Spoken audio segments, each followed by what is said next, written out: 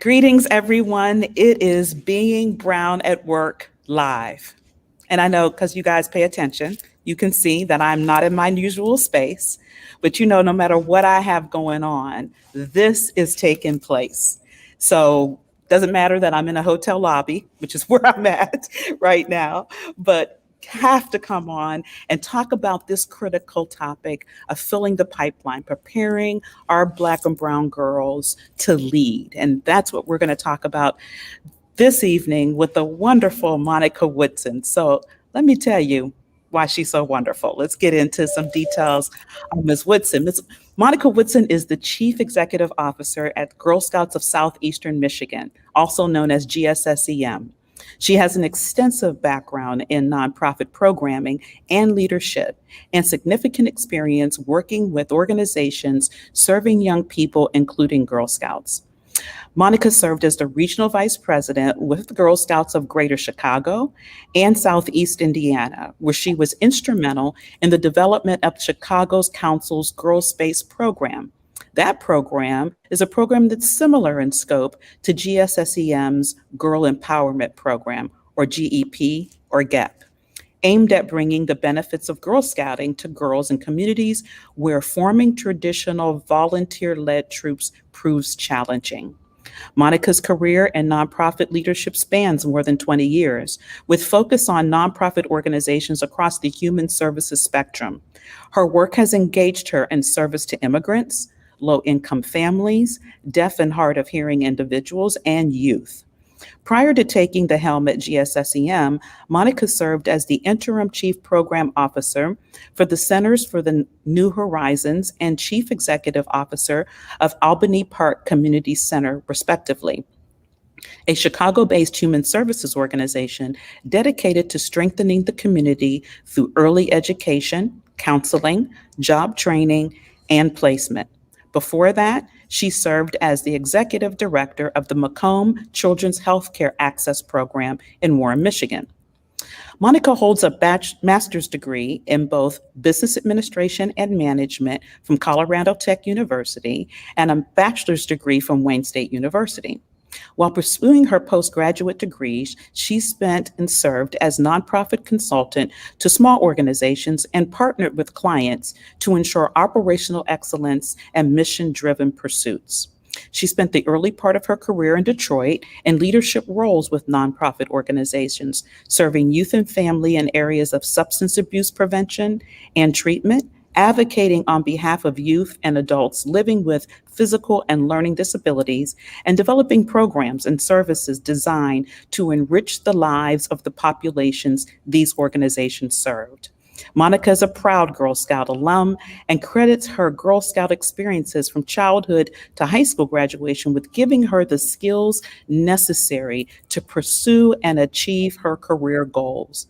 Monica maintains her commitment to serving the community as a volunteer for National Conference of Arts, Michigan chapter, and serving on the board of Southwest Solutions Counseling and the advisory board of the Citizens Research Council of Michigan, along with Changing Children's Worlds Foundation of Illinois. See, fabulous woman. And now you understand why I have Monica Woodson with me tonight to talk about this critical topic. Welcome to Being Brown at Work Live, Monica. Thank you so much for having me, Linda. That was a lot. But that's you, though. That is you. That sounds crazy, but I got tired just listening to all of that. Thank you so much for the invitation. I'm so happy to be here. I really am. Thank you so much. It is truly, truly, truly an honor. And Monica, like I said, you are the best resource for me personally to talk about this critical subject because you have spent your career serving others and making sure, especially in the organizations that you've been a part of, and most recently GSSEM, currently making sure that young Black and Brown women are ready for careers, ready to lead. And you even attributed your Girl Scout experience with preparing you along with your education. So Monica, let's just jump right in. I mean, let's just be honest. We know what exists out here, right? Would you not agree? You and I have chatted, in our working together at GSSEM, not a lot of people look like you and I in the seats that we have, No, right? no, Not a lot. not even as you and I discussed, not even in Girl Scouting. You know, there are, we talked about that. And I Yes. think that was one of the first things we talked about. Mhm. I love this movement. I love the work that we do. But we all know that we can improve in various ways, particularly in the areas of representation. We have Yes. 111 councils, and we have, I believe, 9 Black CEOs. Wow.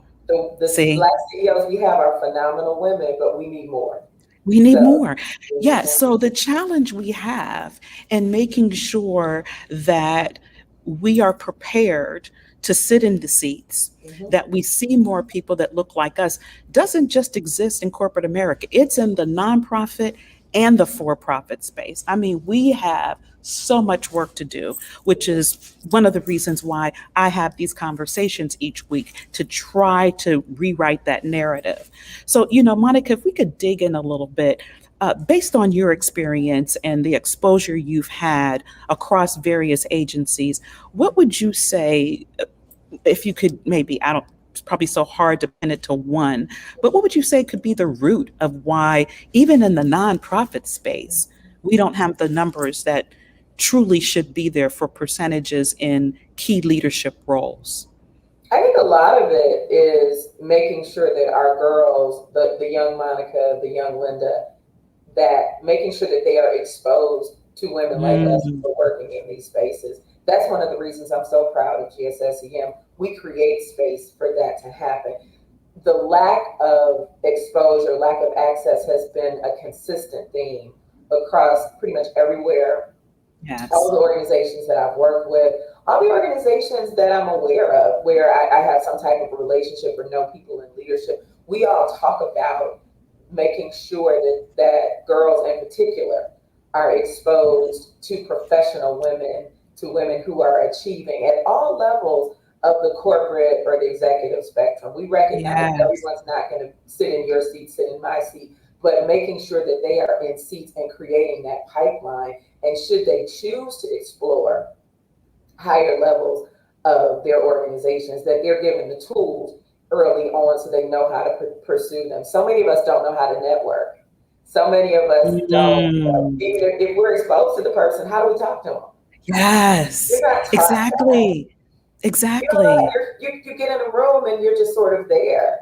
And, one of the things that I do, I will not bore you talking about Girl Scouts all night. But one of the things that I Wouldn't love, bore me, by the way. Wouldn't bore me. Go ahead. but one of the things I love about Girl Scouts is in addition to creating these opportunities, we are working with girls to be bold, to be strong, to be Mm, audacious, to mm, speak their truth. One of my favorite things is that I'm going to hear this week was Debbie Allen's speech at the Emmys last night. She said, "You claim your space, you tell your story." We are mm. teaching, we are talking to girls about that, and what we have to remember is we all not all girls grow up the way I did, the way you did, having Black women in our space who achieve.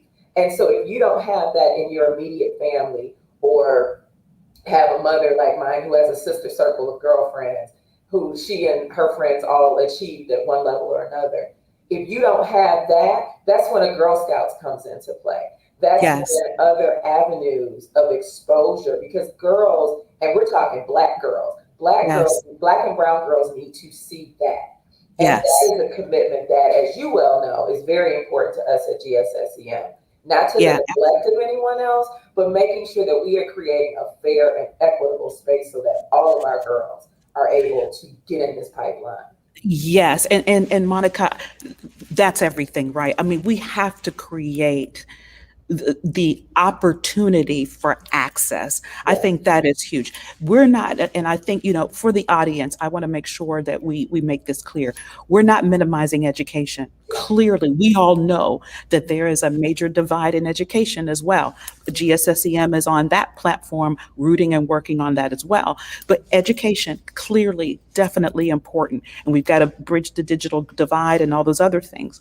But alongside that education, I think it's critically important to expose our Black and Brown girls to organizations like GSSEM, to organizations like Girl Code.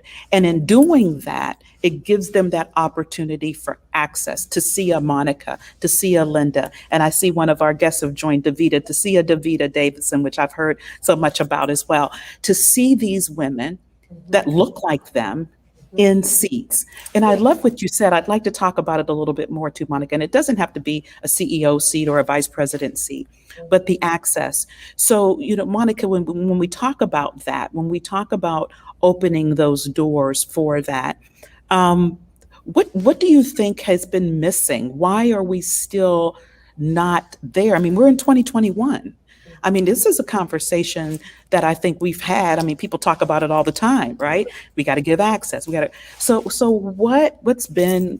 I mean, let's get real. What's been the holdup? I mean, I think it's cyclical. I think if you don't mm, have black and brown women sitting in these seats, mm, recognizing the importance of bringing along younger black and brown women to occupy these seats once we vacate them, if we're not creating those spaces and opportunities, if it's not sort of ingrained in you that this is what needs to happen, then you're not working on it because we know we do things based upon our experiences, based upon our knowledge of whatever our world lens is. Those are the things that we tend to gravitate towards. And so if I'm not in a community of color, and I'm not paying attention to the fact that there's not enough black representation. I think Roz Brewer is amazing. In mm, 2021, it yes, shouldn't be the news splash that it was when she became CEO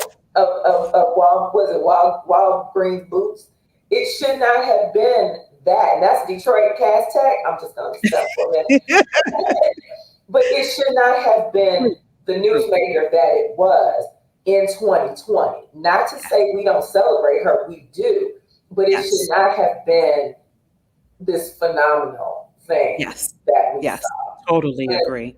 And we our board chair, Telma Magruder, the highest ranking black person in Yes, all of General Motors. You know GM. where Yes. Telma was Saturday morning? At our camp CEO, talking See. to girls who were participating in our annual camp where we bring high-powered women of all communities and colors, bring them to the table, and they spend the weekend with these girls.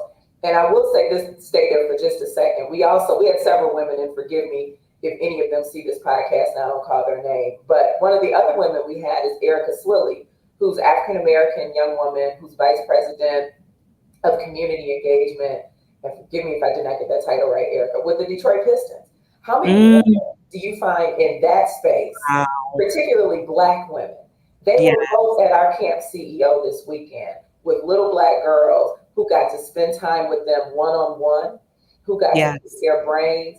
And so, as we're creating opportunities and spaces, these two women, you and I both know Tova doesn't have time for that, but No. she made time. Look, When we have to exactly. make the time to Yes, we have these do. conversations and spend Yes, this we do. time, we have to.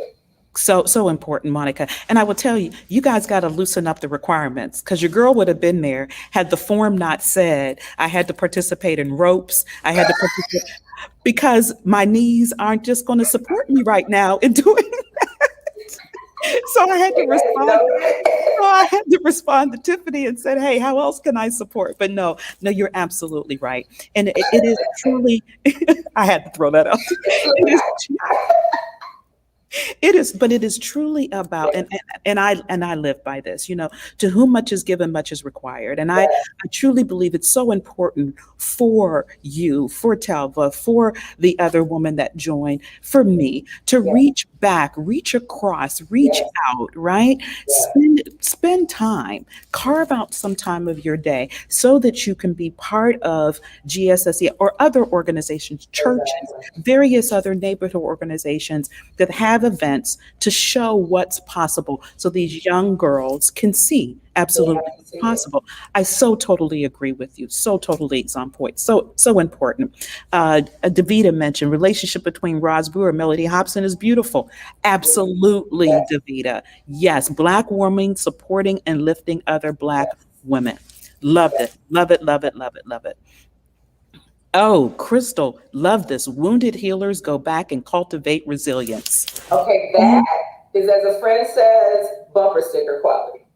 Right there, Crystal. Yes. And Yeah, that is so true because some of us have gone through, the battlefield, yeah, right? These yeah. getting to these seats that we have as Black women wasn't easy to obtain. So you're absolutely right, Crystal. Go back and cultivate that resilience. So the next brown and Black young girl, if she runs up against any kind of resistance or wall, she has the resilience to get through it. Girl, that is bumper sticker. I had to read.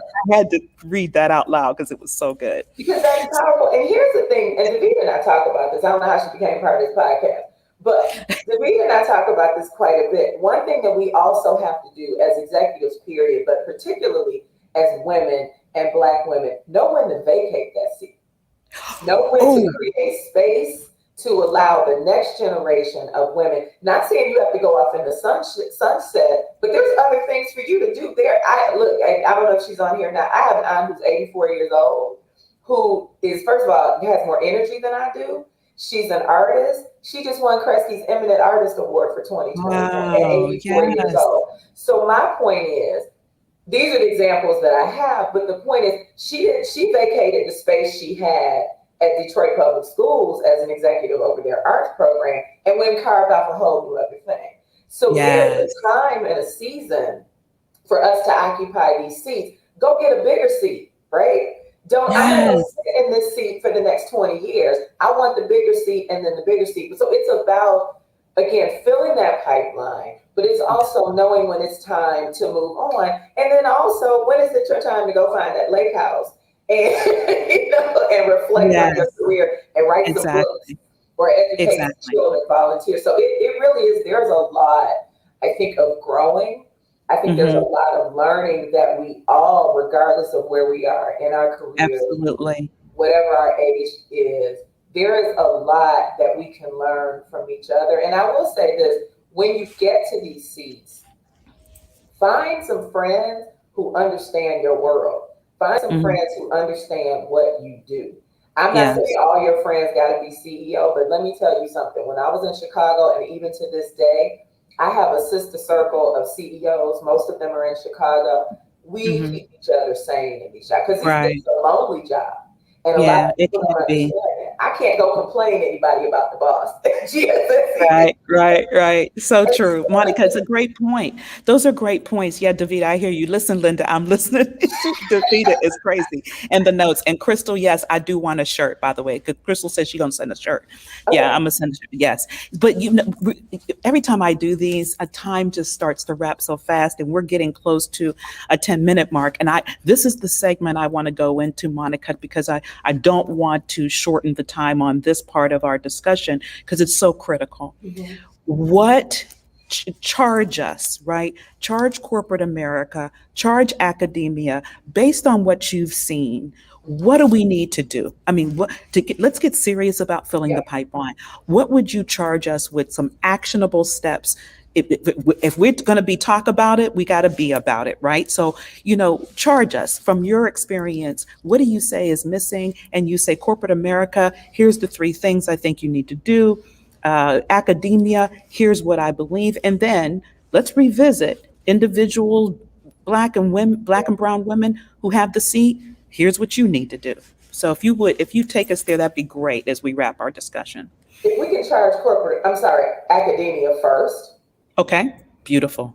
and I say that because if we need to charge academia to making sure that as they are working to educate girls of color, because that's what we're talking about today. Yes, But I yes. would argue not only educating girls of color, but all of their students make sure they are aware of the mosaic that exists in this world. And for Mm, those who have a certain level of privilege, help them understand that with that privilege comes responsibility. mm. I would charge our Wow. girls and our young Yes. men in colleges and academia, go for the next degree if you can. Go Hmm. for the next, never miss an opportunity to better yourself. Never miss an opportunity to network with professors, with visiting lecturers, et cetera, et cetera. Whatever you need to do to gain that exposure, go for it. Take Yeah. advantage of it. If I could have told undergrad Monica to do that, she would have been doing a whole lot more than what she did in undergrad. So I Mm, would charge our colleges and universities to make sure that, particularly the career counselors and that group who help students to kind of figure this thing out, don't try to pigeonhole them. mm, Let students be yes. aware of what industries. First of all, let's be strategic about it. What industries don't have black and brown women in leadership positions? Maybe those are the ones you want to go for. What Hmm. industries are going to give you not only a good paycheck but feed you? One of the things I love about working in nonprofit, I can make a good living and impact the lives of others. So I Mm, would charge academia to make sure that they are yes.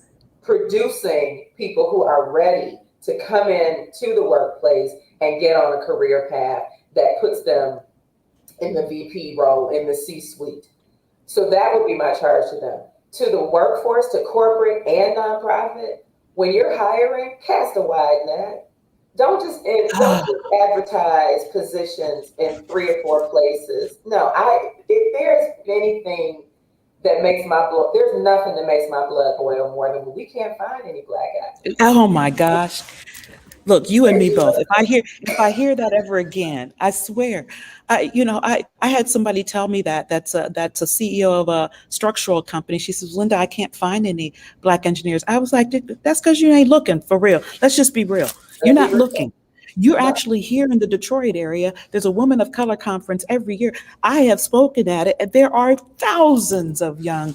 My daughter, undergrad, now she's at law school at Howard. I think when I was at her graduation in the undergrad, I saw a whole engineering school. Well, I mean, come on. I mean, and how many more of them are you're not looking? You and me both. Not I can't looking. stand that. When I hear You are that, not looking. oh, But just see, takes me. here's the thing. We had to live it within GSSEM. We were looking for, I don't remember what the position was. We weren't getting black and brown applicants, right? Now, again, let me just say this for anybody who wants clarification. I'm not saying go out and hire a black person. I'm saying go out Exactly. and look. Make sure that when you cast that pool, when you create that pool, that you have Yes. cast a net that is wide enough Yes. so that some Yes. black and some brown folks saw Are in it. it. And Yes. if you don't know where to advertise, call some people who do. Yes. You know, we are we're Girl Scouts, so we operate camp properties. Mm-hmm. One of the Mm-hmm. challenges we had this summer, we couldn't find any African American women who were able to work for us or who wanted to work for us. Now, look, I'm not the camper. I don't lie and say I am, but we pay higher than the national average. We were looking all over the place. We went to Michigan State, their Department of Natural Resources. We went to the state of Mm-hmm. Michigan. Went to the DEI people working in that space. We hope to have more luck next year, but we Yeah. cast a wide net. And I say that, and I know we have time. We're at a limited time because when little black girls are going to camp, they need a camp counselor who understands black girl hair problems when you're gone for a week from home. They Yeah. need to Thank understand you. why you Yes. may not Yes. want to get in that pool every day. Yes. And so Yes. we don't have that representation. So as I Yes. said, it's not just the C-suite; it's throughout. It's We too, need representation yes, throughout. totally agree. Totally Yes, agree. And yes. Crystal, you're right. Lazy recruitment. I mean, it really is. I mean, let's just be real. It's Mm-hmm. lazy. And I'm so glad you made the statement, Monty, because, the comment would be, oh, okay, just fill the seat. As long as a black person's sitting in it, then you're happy. No, that's not what we're talking about. Right. To your point, cast the broad net, make sure that it's mosaic and representation, and then pick the best candidate. Exactly. Pick the best candidate and use the same criterion across everyone. You Exactly. know, I can tell you for a role that I got 8 times, no lie, interviewed 8 times for the Wow. position and had to bring evidence of what was, girl. Look, I knew what was happening when it was happening. And even when it got to the 8th time, I told him, I says, you know what? It really, it's okay. Right. I'm good. Because this is ridiculous. Right. I got to bring evidence of that Six Sigma project. I said, oh, okay. Oh, you're surprised I graduated from Carnegie Mellon? Really? Mm, You verified it? Oh, it was on my, oh, you're surprised. So yeah. So to say that, make sure the playing, ask the same questions, use exactly. the same interview process when you Exactly. cast that wide net. Absolutely, Monica. Exactly. Excellent. Anything else did you wanted to share when you're charging? You already reached out to those of us that look like us. I Mhm. love that. Make sure you reach out. Make sure Yeah, you spend time. yeah. And I think for us, be prepared. When you get that opportunity, be ready. What do we say? You stay ready so you Yes. don't have to get ready. Be ready. Yes. Yes. Be ready. So important. And I will say, and we were laughing, we were talking about this on Saturday, and we kind of said it in jest, but it's so true. That imposter syndrome thing that so many of us suffer from, put that away, because we as Black women are usually overprepared, overqualified, smarter than, yeah, I'm going to say that, smarter than, and ready. But for those of us who are not, who have some of those pieces, but not all of them, let's go get the rest of them. And if you don't know how to do it, find a mentor. Find a Find mentor. someone who can help you Yes. navigate. But we were joking about it on Saturday, and during the session that Tobin and I did, and she made the comment, long story short, about how women tend to not speak up because we are not sure if we're going to be correct. Whereas men, no, they don't know the answer, but they speak up first. And we were just laughing. I was like, and they always loud and wrong. And it's just, but it's true. So So true. I will end on what Debbie Allen says: speak your truth. Say Yes. what you need to say. Tell your story, and go get Yes. that job. Go get that volunteer opportunity. If you want to Yes. work in nonprofit, you can build a great career in nonprofit. If you want to work in corporate, do that. If you want to work in higher ed, do that. We Yes. don't have Do enough that. women presidents of universities, and I don't That's mean exactly HBCUs. right. I love HBCUs, but I want Right. to see a sister as president of Harvard, Yale, Ye- all of them, North Yes. Michigan, all of them. Yes. There is no space that we cannot occupy.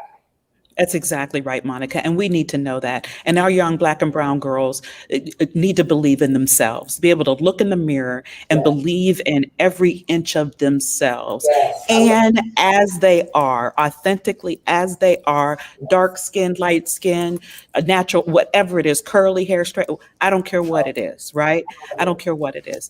Monica, this has just been phenomenal. Oh, Davidi, you said more Black women and girls in tech. Yep. Yes, you're absolutely right. Yes, We need them Lord. in tech. Yes, we need them in tech. And it just so happens that next Tuesday, Brianna McCullough, who's at Google, a Okay. sister at Google in tech. We're going to Nice. be talking about that next Tuesday. Monica, Nice. this has been a phenomenal conversation today, and I knew it was going to be, especially this topic that is so, so critically important. And with your depth of experience and what you know to be necessary in next steps, I'm just so honored that you took time out of your busy schedule to share it on Being Brown at Work Live. I Thank can't you so express how much much for I having me. appreciate you. This has been so much fun. Thank you so much. It's great. And all the comments, ladies, thank you so much for joining us. If anyone's listening to this and you have some more ideas on how to fill the pipeline, you have some questions even, put them in the comments, put them in chat. I definitely get around to those and feedback. And if you're catching it on a replay, I'll watch that too. So there's no such thing as being late to the game on such a critical topic. Yeah. Take care, and we'll see you next week on Being Brown at Work Live. Take Thank care, you so Monica. much. Bye bye.